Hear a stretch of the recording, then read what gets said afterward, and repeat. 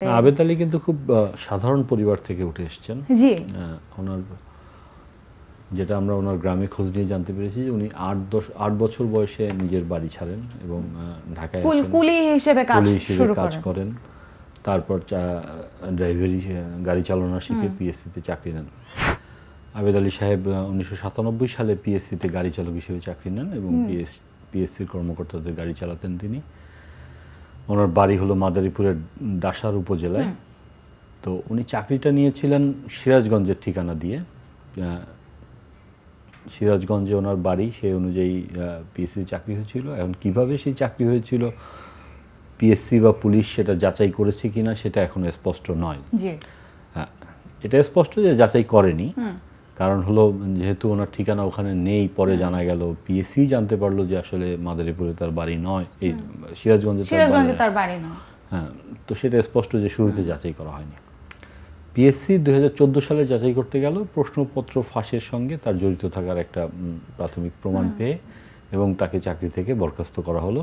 সেই চিঠিটা পাঠানো হয়েছিল সিরাজগঞ্জে, কিন্তু সেখান থেকে চিঠিটা ফেরত আসে, পরে জানা যায় যে তার বাড়ি ওখানে নয়। তো উনি প্রশ্নপত্র ফাঁস করেই বহু টাকার মালিক হয়েছেন, ঢাকায় বাড়ি করেছেন, ফ্ল্যাট কিনেছেন, গাড়ি কিনেছেন, গ্রামে ডুপ্লেক্স বাড়ি করেছেন, সেখানে উপজেলা নির্বাচনও করতে চেয়েছিলেন, ব্যাপক দান খয়রাতও করছিলেন, প্রচারণা চালাচ্ছিলেন। তাতে বোঝা যায় যে ওনার অনেক টাকার মালিক। এবং আমরা আজকে সিআইডি সূত্রে যতটুকু জানতে পেরেছি যে উনি অন্তত 50 কোটি টাকার সম্পদ থাকার কথা স্বীকার করেছেন এবং সিআইডির ধারণা যে এটা আরও বেশি হতে পারে। এখন দুদক যদি অনুসন্ধান করে তার সম্পদের পরিমাণটা কত, তাহলে হয়তো জানা যাবে যে আসলে তার পরিমাণ কত। এবং এটা যে ওনার প্রশ্ন ফাঁস থেকে আয়, সেটা কিন্তু বোঝা যায়, কারণ ওনার শুরু থেকে অন্য আয়ের কোনো উৎস সেভাবে জানা যায় না।